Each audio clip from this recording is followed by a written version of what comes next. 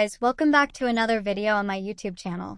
Today I will be solving some past paper questions on resistance, current, and voltage. So let's get started.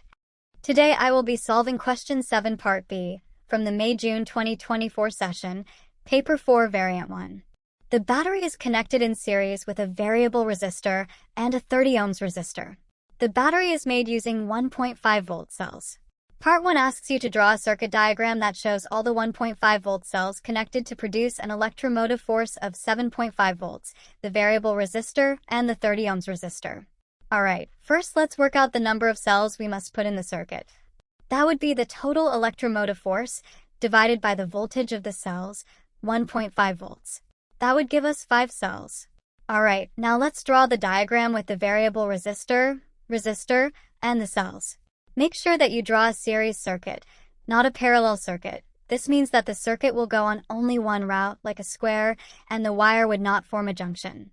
Part 2 states that the resistance of the variable resistor can be varied from 0 ohms to a maximum resistance of 150 ohms.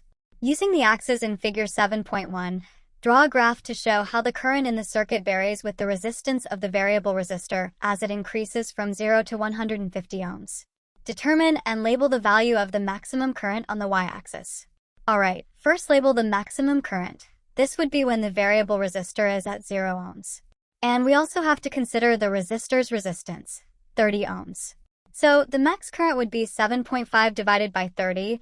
That would be 0.25 amps, so we can just label that here.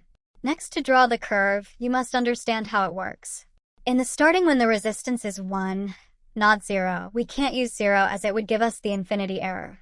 So when the resistance is 1 ohm, it can easily double by just adding another 1, then another 2, and so on. So as the resistance increases, the current decreases as they are inversely proportional to each other, but as the resistance increases, it will take more time to double as the number is now bigger.